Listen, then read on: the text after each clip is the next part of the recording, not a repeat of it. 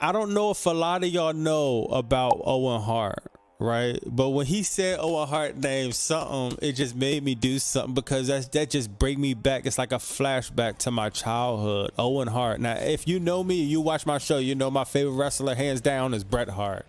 You know, we got Bret Hart, SummerSlam 92 versus Bulldog, one of the greatest matches of all time. And we got WrestleMania 6, Bret Hart and Anvil. You know, when it was a tag team. I love Bret Hart, man. And Owen Hart was such a talent. Like, of course, since Bret Hart, my favorite wrestler, I used to like follow Owen Hart a lot. And I remember him coming up. I remember him and Bret Hart being a tag team. I used to love that tag team, man. And this was after WrestleMania 9. And they used to be tagging together here and there. Then they had the all pink. Then I remember WrestleMania 10, the first match. Bret Hart versus Owen Hart. An absolute classic.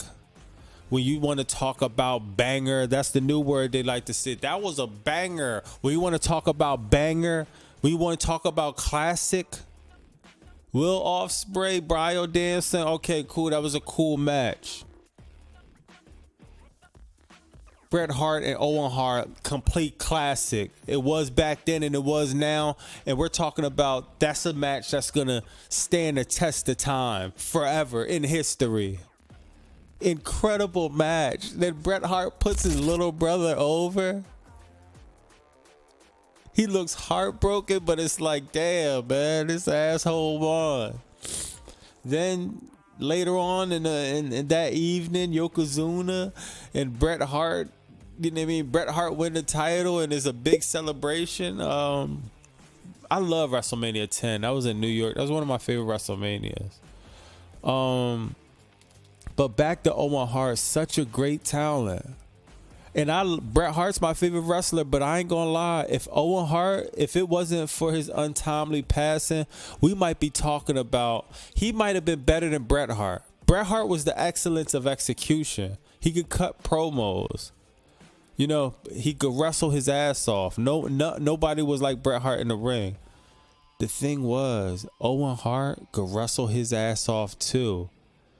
But the charisma, he had more charisma than Bret Hart. And I hate to say that, but he did. Bret Hart winning the King of the Ring. It's like, all right, bet. Bret Hart, Canadian hero. Owen Hart win the King of the Ring.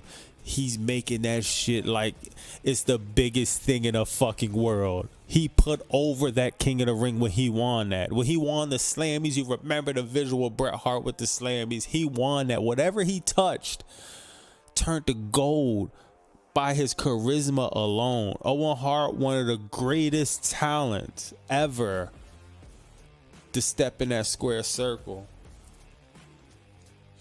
And I know I went on a little rant about that, but I get a little emotional when you talk about, you know, Owen Hart and Bret Hart, right? You know what I mean? Because it just brings up a lot of stuff in my childhood. Back to Raw, Natalya. She came out of Stu Hart dungeon. That was Stu Hart was, for those of you who don't know, Stu Hart was Owen Hart and Bret Hart dad, and he had a dungeon. And, yo, he used to bring wrestlers down there and make you fucking tap, put you in these crazy ass moves, see if you really built for this fucking wrestling grind. That's who Stu Hart was. I think, who came out the dungeon? I don't even want to butcher it too crazy, but a lot of people, Chris Benoit, a lot of your favorite Canadian wrestlers around that era had to go through that dungeon if you was from Canada, period. No ifs, ands, or buts.